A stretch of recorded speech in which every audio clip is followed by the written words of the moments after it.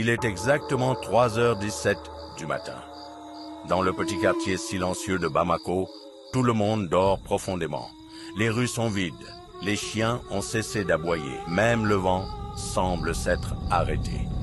Mais dans une petite maison, au bout de la rue, Amadou est réveillé. Son téléphone vient encore de sonner depuis une semaine, chaque nuit, à la même heure, 3h17. Toujours un numéro inconnu. La première nuit, il pensa à une erreur. La deuxième nuit, il éteignit son téléphone, mais malgré cela, l'appel continua. Comme si quelque chose trouvait toujours un moyen de le joindre. Cette nuit-là, fatigué et agacé, Amadou décrocha enfin. Allô, silence. Puis, un souffle lent, lourd, comme quelqu'un debout juste derrière lui. Une voix grave murmura « Pourquoi dors-tu chez moi ?» Amadou se redressa brutalement. Son cœur battait violemment. Cette maison, il venait juste de l'acheter à bas prix. Les voisins avaient pourtant essayé de le prévenir. Ils disaient que l'ancien propriétaire était mort ici, seul, dans cette même chambre. Amadou raccrocha immédiatement, mais son téléphone vibra encore. 3h17. Un message venait d'arriver, une photo. Ses mains tremblaient lorsqu'il ouvrit l'image. C'était sa chambre, prise depuis l'intérieur. On le voyait dormir sur son lit. Amadou leva lentement les yeux.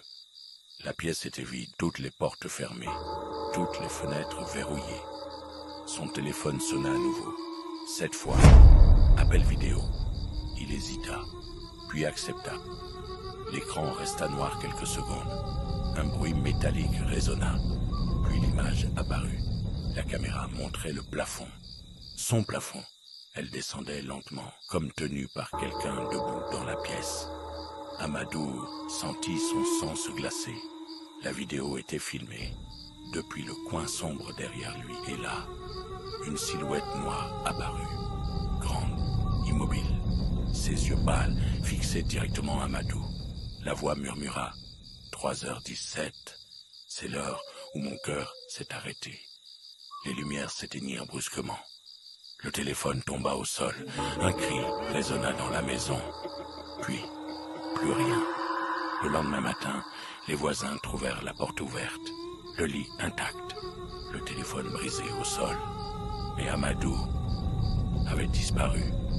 Depuis ce jour, chaque nouveau locataire reçoit parfois un appel. Toujours sans numéro. Toujours à la même heure. 3h17. Et ceux qui répondent ne restent jamais longtemps dans cette maison.